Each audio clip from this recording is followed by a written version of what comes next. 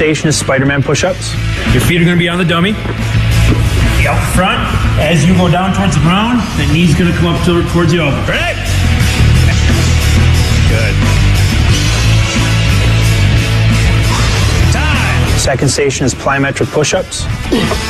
That's a hard, explosive, you know, simulating a quick reaction with your hands, and to go back down to the center, it simulates you pushing away somebody. Third one is mounted punches.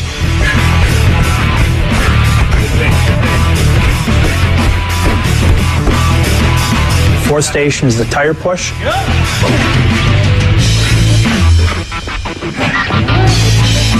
And the fifth station is the hand switch. All these exercises, you're using the same muscles, so by the time you get to the next exercise, it's like your muscles are just drained, and it gets to be a long 5 rounds, and that's how a fight is. Time! 1 minute break! Round 2! Here we go! Second round is the pulling exercises. Works on increasing the muscle endurance in his pulling muscles. First station, he does recline pull-ups.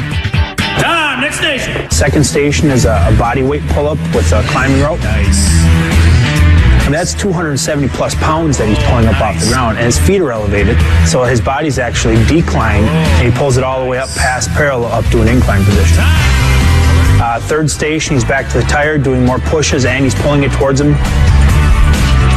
Drive. Keep that stance wide. Good. Drive it away. Fourth station is a jump pull-up station. The jumping pull-ups, by that point, I kind of hit a wall, and I was coming around the bend there. And then fifth station, he does a heavy bag twirl. On every exercise, I try to get one more. I try to do one more, you know, always pushing my body. Let's do one more, you know. That's an 80-pound heavy bag that he's actually picking up, spinning in the air and catching it, and then spinning it back the other way. Round 3 is a cardiovascular endurance round. First station is an airdyne bike. We try to keep the RPMs above 70 RPMs per minute. On the airdyne, you're pushing and pulling and using your legs. After the minute, it's a quick transition to the upper body ergometer, or the UBE. The UBE machine, where it just simulates, you know, pummeling and punching, and it's solely your arms. That thing sucks. And then the third station is the incline training. On the incline treadmill, it's solely your legs, and you're running up this hill as fast as you can. It's like running up one of the steepest hills you've ever run up in your life. That's what it feels like. Nice job. No seat, you gotta stand up the whole time. Next station, he's on the wind sprint bike, which is an adjustable resistance bike. We put him on the highest resistance, make him stand the whole time, and continue to burn out the legs. Last station in the third round is another airdyne bike. After doing the 4 stations before that, I still try to get him to keep the RPMs above 70. Time! Round 4 is more of a hybrid strength round. First station is the jammer machine. Good. Drive it up. Second station that he did was the sledgehammer, the one-arm sledgehammer. You're swinging the 16-pound hammer around with one hand, and you know, utilizing your shoulder, your hips. You have to control it, otherwise the thing will come up and knock you right in the head. Nice job. We're on the bear crawls. Third station was the bear crawl station. The only ones I really despise is the bear crawl. It's like nightmare. If I had to put down on paper how many miles I've bear crawled in my entire life, it would probably be a good 100 miles. These guys sweat more than any of you guys I've ever seen. Fourth station, he did the medicine ball sprawls. I don't like that one either. I don't like any of them, but that's probably what motivates me to try to do another one. Because I ain't gonna let the machine or the exercise beat me. And then the fifth station was a transition station.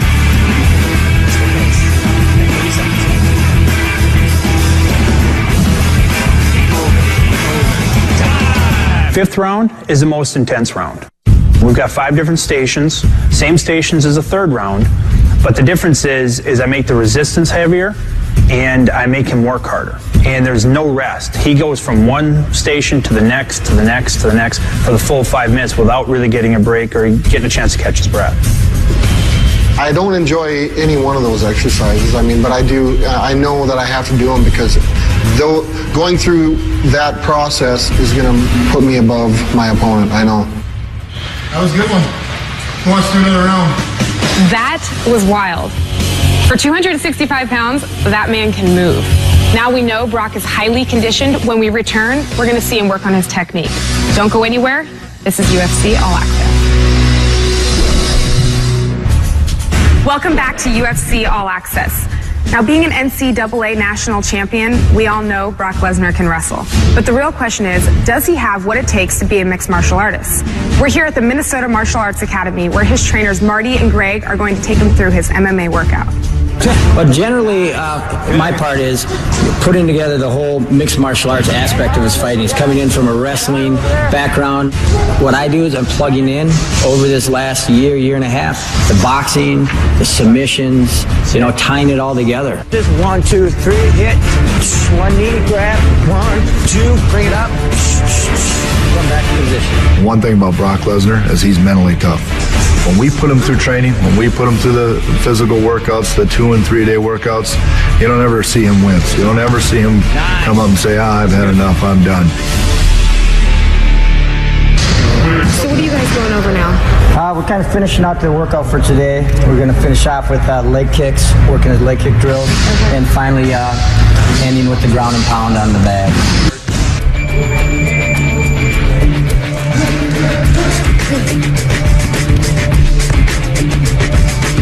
Every workout I want to push myself to where, I don't know if I've got anything left. I definitely feel that he's ready to go out there and really show that he's one of the potentially top heavyweights out there right now. Hopefully I get to utilize these a little bit. I'm having trouble getting into these double X's. I picked up a pair of double X UFC gloves, and I have trouble getting my hands in them. So I asked for triple X, and I believe that they're going to make some. I hope so. My whole philosophy on nutrition and weight training and all those things, for me, I sweat profusely. I mean, when I start working out, I'll drop anywhere between 8 to 12 pounds. When we're in our hardest training cycles, Brock's going to have a harder time trying to keep his weight on than he would trying to gain weight. So I'm eating calories. I'm eating a lot of calories. I don't have to cut weight to make 265 now.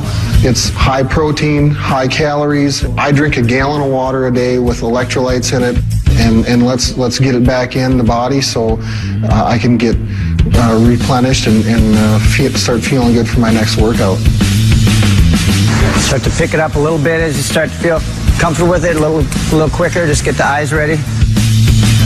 You just saw his technique and power, and when we return, Brock's going to show us his strength as we head to his personal gym, where he's going to pump some iron when UFC All Access returns.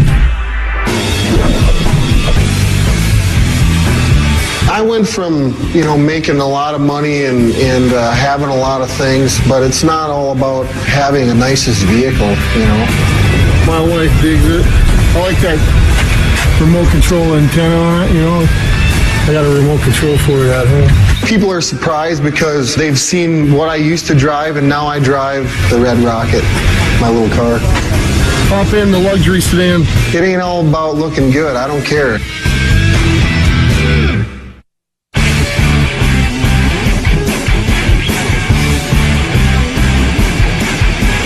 We warmed up and we just grappled. We got 5 1-minute goes of grappling. And then we finished up with some pummeling, some live goes on our feet. The whole idea of it is get in, get your work done, get out of the gym. I'm not going to get in any better shape right now. Wham, bam.